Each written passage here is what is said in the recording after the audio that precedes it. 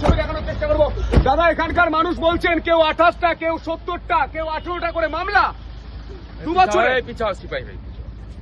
নন্দীগ্রামে মাত্র 2 বছরে কেউ 28টা, কেউ 18টা, কেউ 78টা মামলা।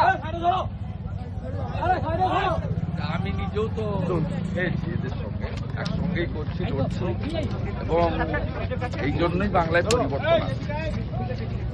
তো গোটা বাংলা জুড়ে, নন্দীগ্রাম জুড়ে হচ্ছেটা কি দাদা? ঠান্ডাতে সব এটাকে নিয়ে চলে এসেছি। বাংলার মানুষ আজকে এই ঠান্ডাতেও রাস্তায় নেমেছে। হিমেল বাতাস, কনকনে ঠান্ডা, তার মধ্যেও এরা বেরিয়েছে।